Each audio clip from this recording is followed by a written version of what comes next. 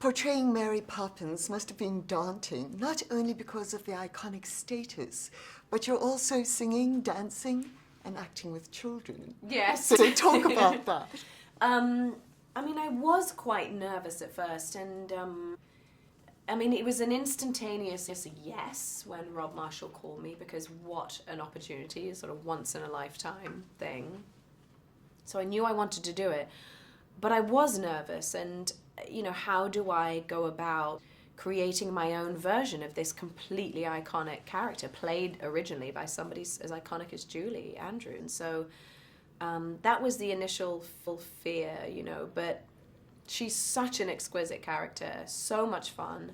And the singing and the dancing, the spectacle of it all was just a really magical world to be in for, you know, the year and a half that I was involved in it. And the kids?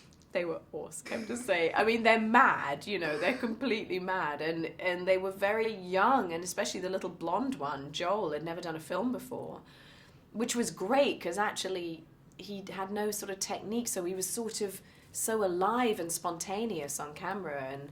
But you know, working with kids, it's full on. But our kids were pretty amazing, I have to say.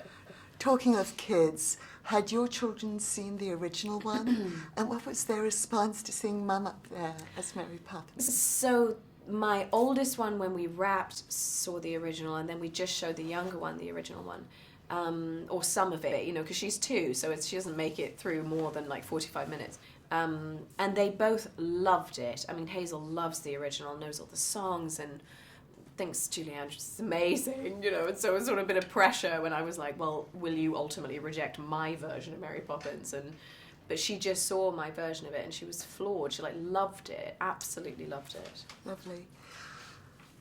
I was wondering, because Rob Marshall said that Mary Poppins is more excited than the children to go on these adventures.